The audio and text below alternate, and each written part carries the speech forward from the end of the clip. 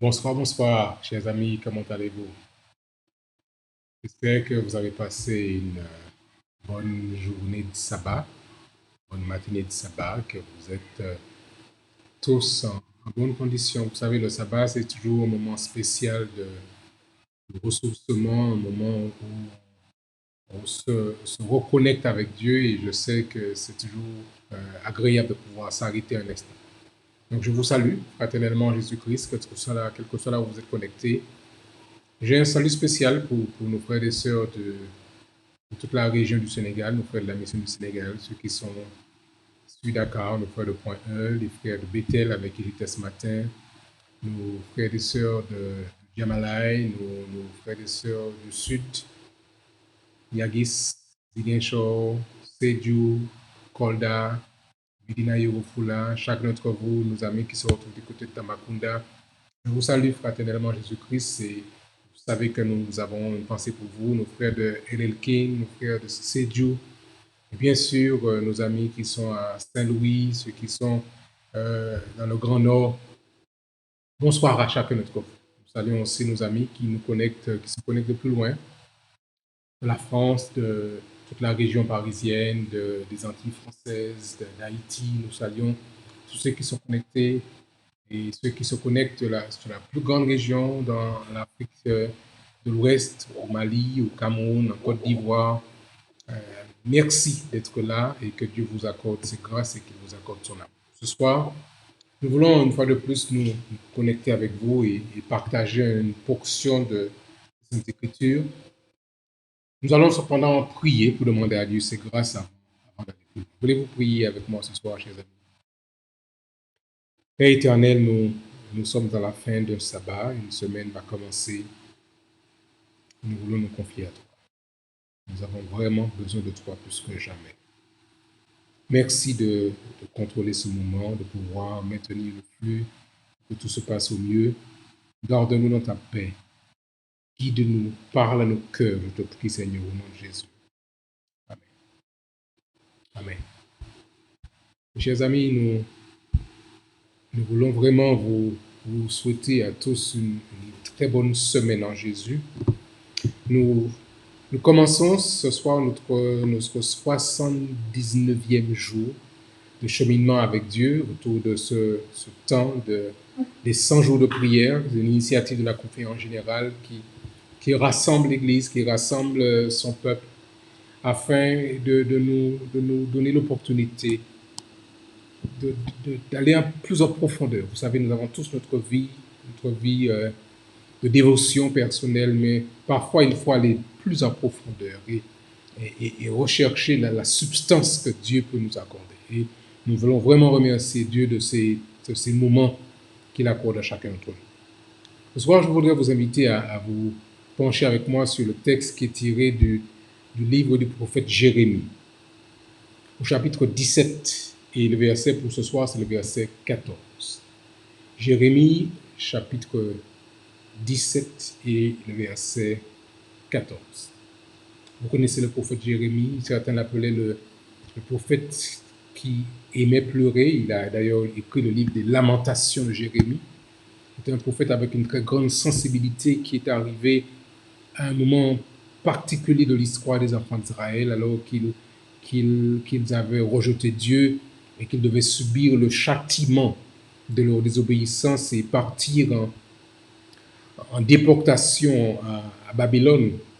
Jérémie a eu cette lourde tâche d'être le porte-parole de ce message, de dire aux enfants d'Israël, d'alors de Juda, que l'Éternel avait jugé bon de pouvoir exécuter ces jugements et qu'il partirait en déportation à Jérusalem. Mais c'était un moment très, très difficile de la vie des enfants d'Israël.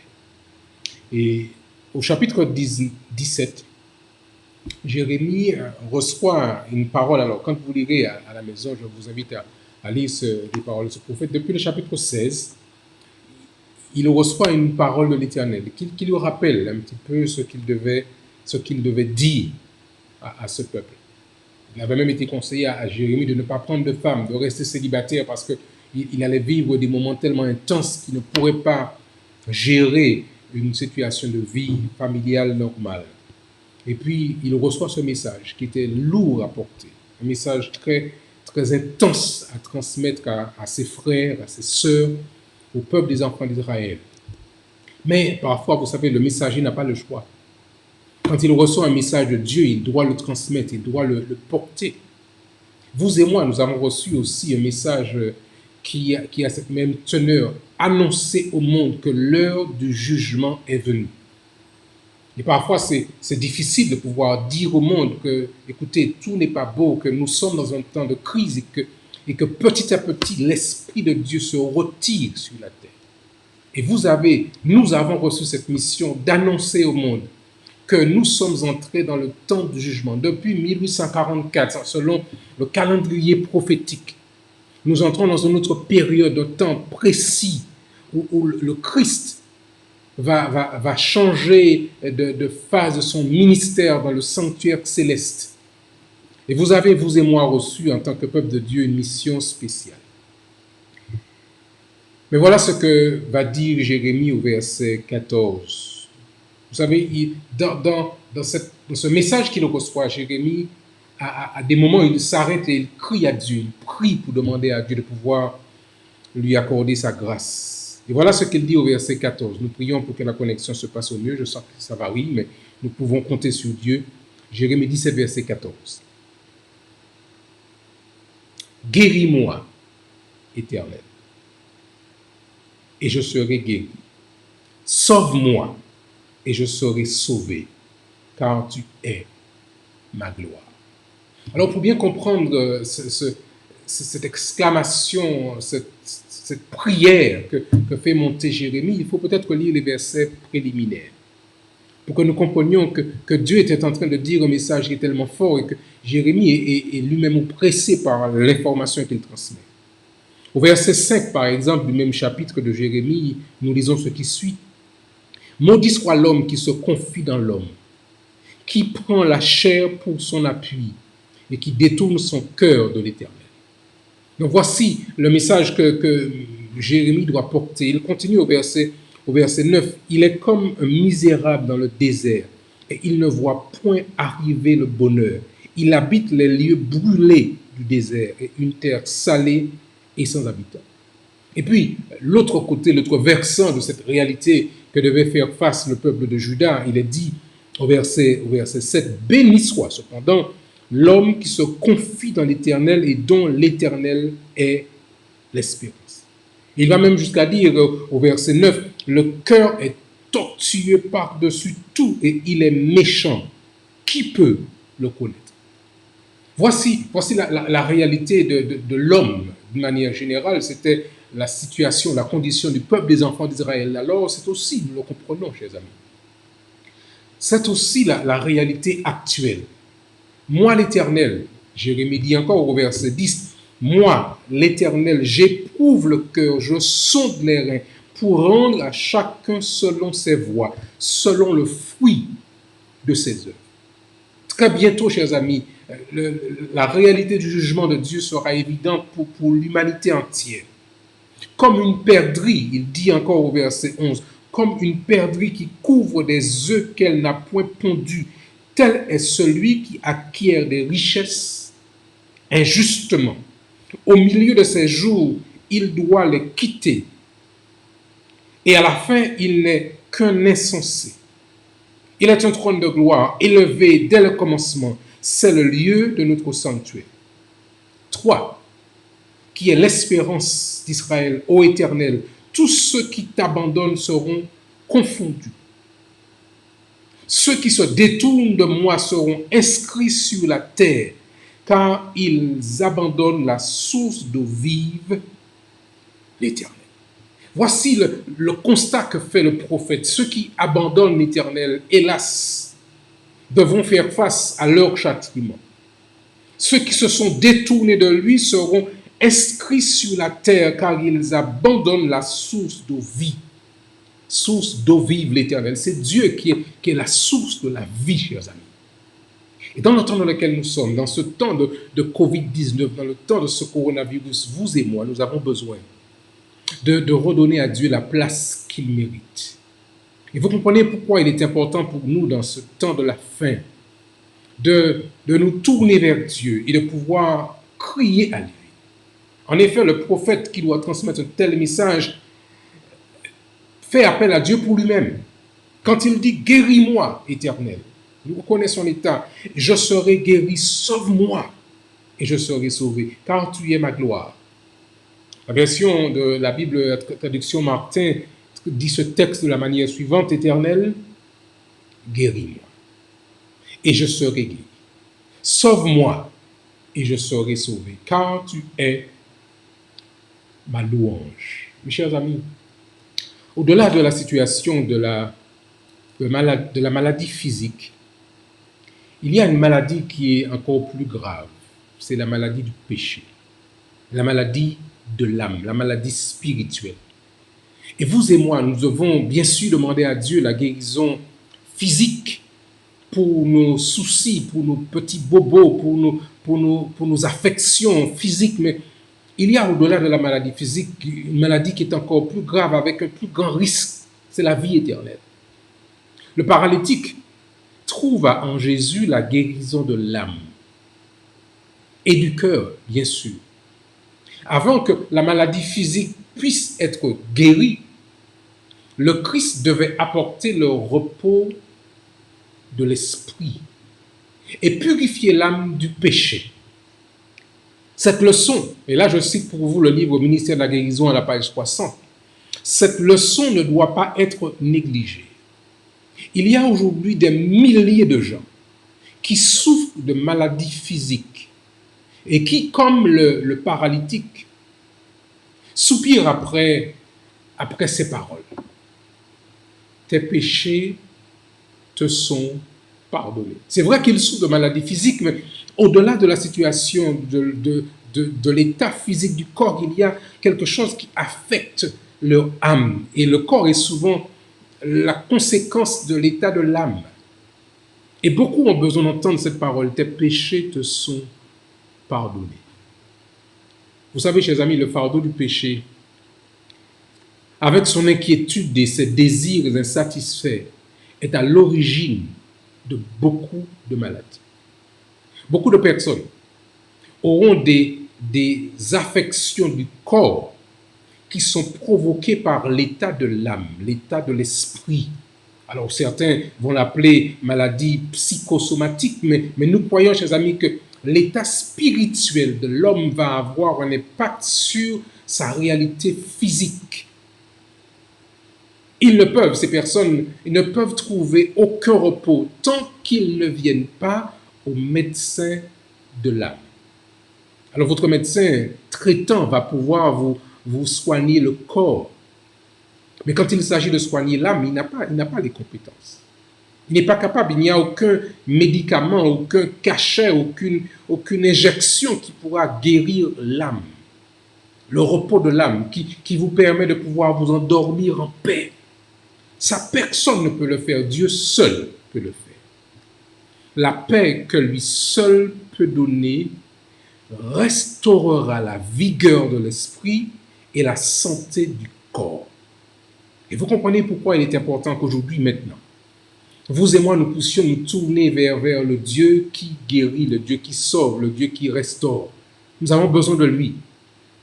Nous nous demandons souvent à Dieu de guérir nos maladies physiques, sans reconnaître, hélas, parfois notre besoin le plus désespéré, qui est le besoin de la guérison spirituelle. Oui, les maladies physiques ont parfois semblé urgentes parce qu'elles provoquent douleur. Mais les péchés sont parfois les éléments les plus graves à considérer. Et très souvent, les médecins, quand ils sont en situation de crise, quand ils font le tri de malades, ils vont parfois ne pas forcément s'intéresser à celui qui crie le plus fort, mais celui qui est dans un état de grande souffrance. Et vous comprenez pourquoi aujourd'hui, nous avons besoin, comme le serviteur Jérémie, nous avons besoin de crier à Dieu, Seigneur, je t'en prie, guéris-moi, guéris mon âme. Éternel, guéris-moi et je serai guéri. Sauve-moi et je serai sauvé, car tu es ma louange, comme dit la version Martin. Tu es le sujet de ma louange. C'est toi qui est digne de louange et d'action de grâce. Pourquoi ne pas demander ce soir, chers amis, à Dieu, alors que nous commençons cette semaine? Parce que vous savez, Dieu connaît nos cœurs, Dieu connaît les symptômes, Dieu connaît les causes profondes, Dieu connaît, vous savez, des choses que nous avons reçues même par transmission parentale. On appelle ça la transmission généalogique. Des choses qui sont transmises de père en fils, parfois des soucis, des choses que nous cachons, des luttes internes, des défauts de caractère qui nous minent, qui nous dérangent, qui nous perturbent, pour lesquels nous aimerions tellement être guéris. Et nous voulons dire ce soir, Seigneur, guéris-moi, guéris mon âme, guéris mon être profond, sauve-moi, puisque ça, le médecin ne peut pas faire. Mais ça, Dieu peut faire. Sauve-moi et je serai sauvé, car tu es le sujet de ma louange. Ne nous trompons pas, chers amis. Rien n'est plus important que d'être débarrassé de ses péchés. Que sert-il à un homme de gagner tout le monde, y compris la santé physique, s'il perd son âme, selon Acte 8, Marc 8, verset 36. Qu'est-ce qui est plus facile à demander à Dieu? La guérison physique ou la purification complète des péchés?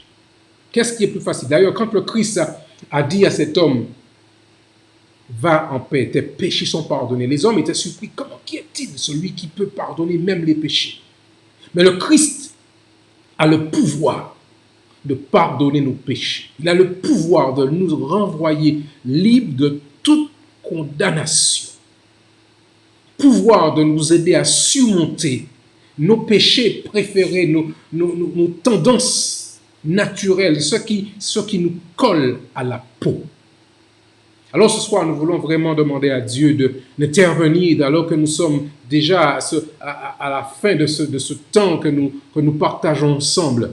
Nous voulons demander à Dieu de venir intervenir dans nos vies. Bien sûr, nous voulons que Dieu continue à intervenir auprès de ceux qui sont malades du Covid-19.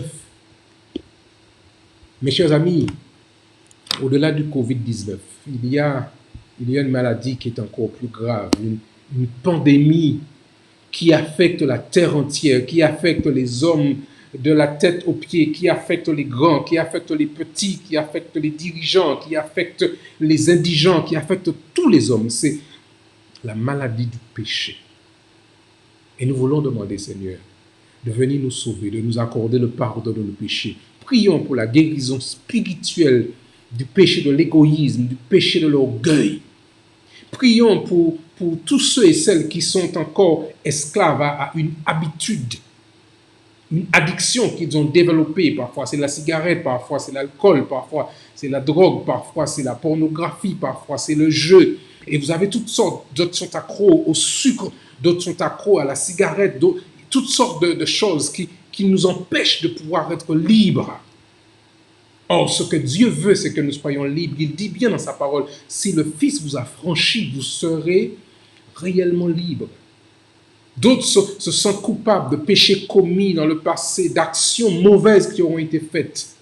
Le Christ est capable de pouvoir nous pardonner. Si nous reconnaissons nos péchés, si nous les confessons, il est fidèle et juste pour nous pardonner de choses dans lesquelles nous ne sommes pas fiers et qui sont là, et qui font une tache dans notre cœur. Dieu dit, relève la tête parce que je peux t'habiller, je peux te redresser, je peux te faire du bien, je peux t'habiller et te rendre un fils digne de la repentance.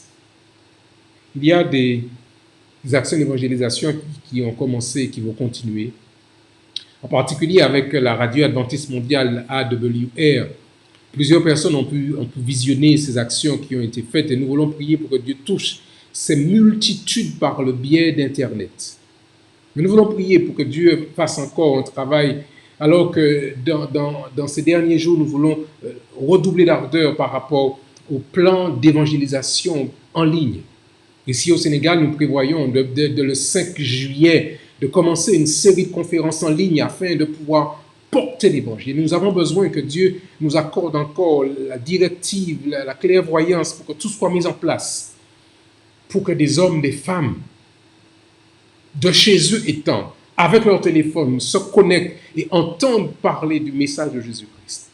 Nos frères du Cap-Vert font pareil. Là-bas, au Mali, nos frères font pareil. Et dans le monde entier, plusieurs actions sont mises en place. Et nous voulons prier pour que Dieu puisse faire de grandes choses dans ce temps de la fin. Je pense par exemple à ce centre de désintoxication qui est organisé du côté de Orlando aux États-Unis pour aider les hommes et femmes à combattre l'épidémie de la toxicomanie. Nous voulons prier pour ces millions de personnes qui aspirent à la libération, qui aspirent à être libres de toute forme de dépendance. C'est possible avec la puissance du Seigneur. Et ce soir, nous voulons prier pour que Dieu puisse bénir son peuple, qu'il bénisse ses enfants. Nous commençons une semaine. Nous ne savons pas ce qu'elle nous réserve. Mais nous savons une chose, chers amis. Nous savons une chose. C'est que le Dieu que nous servons est capable de nous guérir. Alors, comme Jérémie, j'ai envie de vous dire, si vous avez encore vos Bibles, à la page de Jérémie 17, verset 14, j'ai envie que nous puissions dire ensemble le texte de Jérémie 17, verset 14. Si vous avez trouvé, à haute voix, nous pouvons le dire, parce que Dieu entend. Guéris-moi, Éternel, et je serai guéri. Sauve-moi, et je serai sauvé, car tu es ma gloire. Amen. Joignez-vous avec moi, chers amis, et faisons ensemble monter vers Dieu une prière d'action de grâce et de reconnaissance. Et renouvelons avec Dieu notre connexion, notre engagement, alors que nous commençons une nouvelle semaine, pour qu'il puisse prendre soin de chacun d'entre nous, de vous, de moi, de nos amis, de nos frères et de sœurs. Pendant que nous prions, je voudrais vous recommander la petite Alison. Nous avons déjà parlé d'elle, qui souffre d'un problème d'aphonie, elle a perdu la voix totalement. Nous croyons que là, Dieu peut non seulement restaurer sa situation de cœur, mais régler ce problème d'aphonie. Je voudrais aussi saluer Sophie qui nous envoie un petit message de la Guadeloupe pour lui dire que nous avons bien reçu son message et que Dieu continue à la bénir. Nous avons reçu aussi un message de nos frères et sœurs de la Réunion. Nous voulons leur dire que nous avons bien reçu leur message et que nous continuons à prier pour eux. Nos frères et sœurs qui nous saluent de Paris, nous leur disons que nous avons bien reçu leur message. J'ai reçu un message d'un des frères de Niagis, qui nous dit que nous avons bien reçu son message et que nous continuons à prier pour vous. Restons engagés dans cette mission et que Dieu nous aide et qu'il nous protège alors que nous prions maintenant. Baissons la tête ensemble, mes chers amis, et prions notre Dieu. Père Céleste, comme Jérémie, tu nous donnes une mission spécifique aux chrétiens des derniers temps. C'est d'annoncer que nous sommes à l'heure du jugement. Tu commences d'abord par la maison d'Israël, par ton peuple. Et tu continueras ensuite, Seigneur, par ceux qui n'auront pas choisi de te suivre. Et c'est pourquoi nous voulons que le plus grand nombre nous rejoignent rapidement pendant qu'il est encore temps. Alors, comme Jérémie, nous te disons, Seigneur, guéris-nous. Guéris-nous de nous-mêmes, de nos péchés, de notre égoïsme, de notre entêtement. Guéris-nous, Seigneur, de nos travers. Et aide-nous à te laisser placer dans nos cœurs ta volonté, ton plan de vie, ton projet. Pardonne nos péchés commis. Pardonne nos erreurs. Et conduis-nous sur la voie de l'éternité. Ô Seigneur, bénis ceux qui sont malades physiquement. Restaure leur santé physique, restaure le fonctionnement du corps pour qu'ils puissent se tourner vers toi, toi qui guéris l'âme. Nous te recommandons la petite Alison. Seigneur, la voix, ces cordes vocales que tu as créées, tu peux les toucher par ta volonté. Mettre ta main bienfaisante sur ces cordes vocales alors que nous prions, Seigneur, et qu'elles puissent ressentir ce toucher divin qui va réveiller ces cellules, et qu'elles puissent, selon ta volonté, louer ton Saint-Nom, glorifier ton Saint-Nom, élever à ta gloire des louanges et des actions de grâce. Nous te recommandons, Seigneur, ceux aussi qui sont malades physiquement, malades dans leur chair, malades dans leur peau, ceux qui sont affectés par le Covid-19. Veuille, Seigneur, selon ta volonté, réaliser en eux cette guérison que toi seul peux donner. Soit avec les équipes médicales qui prennent soin d'eux. Et alors que le monde est encore en train de s'organiser par rapport à ce Covid-19, donne-nous, Seigneur, de reconnaître que tu es le seul vrai Dieu et qu'il n'y en a pas d'autre. Il n'y a pas d'autre vers qui nous pouvons nous tourner, seulement toi et toi seul. Merci pour ton amour. Merci pour ta grâce. Et alors que nous commençons une nouvelle semaine, donne-nous l'assurance que tu marcheras avec nous, que tu seras devant, que tu seras derrière, que tu seras à côté de nous. Merci de ta présence. Merci de ton soutien. Nous te prions, te disons merci. Nous t'avons prié, Père, au nom de Jésus et pour ta gloire. Amen. Chers amis, je voudrais vous souhaiter à tous une très, très bonne semaine. Je sais que nous pouvons compter sur Dieu. Je sais qu'il a promis d'être avec nous chaque jour. Donc, nous n'avons pas à craindre. Nous pouvons nous avancer sans hésitation, sans crainte. Il prendra soin de son peuple et de ses enfants. Je vous souhaite à tous une très, très bonne semaine. Bon courage. Rendez-vous bien sûr chaque soir. Nous allons nous retrouver dès demain soir à 19h30 heure du Sénégal et les soirs suivants selon sa volonté. Bonsoir à tous. Que Dieu vous garde et qu'il vous bénisse. Et à demain soir. Dieu vous l'aime.